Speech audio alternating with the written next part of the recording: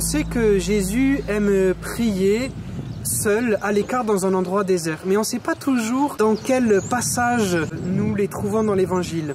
Peut-être que nous pourrions le faire pendant le temps du carême et nous rendre compte que tous ces moments solitaires le rendent profondément solidaire avec le monde et que de cette prière naissent beaucoup de dons. Il y a 5 moments dans l'Évangile que nous pouvons voir où Jésus prie en solitaire. Avant de proclamer l'Évangile sur toutes les routes, on pourrait dire que l'Évangile est le fruit de la prière de Jésus. Un autre moment, c'est lorsque il va appeler les 12, il prend du temps avant. La fraternité, l'Église, la communauté viennent du cœur à cœur de Jésus avec le Père.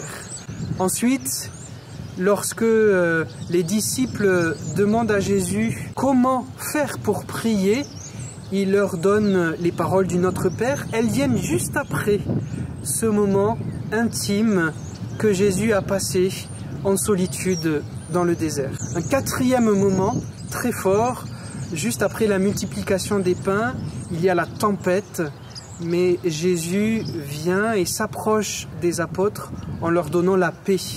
Et cette paix découle d'un temps où Jésus a prié seul avec Dieu. Nous pourrions enfin voir sur la croix l'ultime prière de Jésus avec ces mots que nous pouvons aussi dire « Mon Dieu, pourquoi m'as-tu abandonné ?» Mais n'oublions pas qu'au pied de la croix, Jésus a fait de Marie la mère de tous les vivants.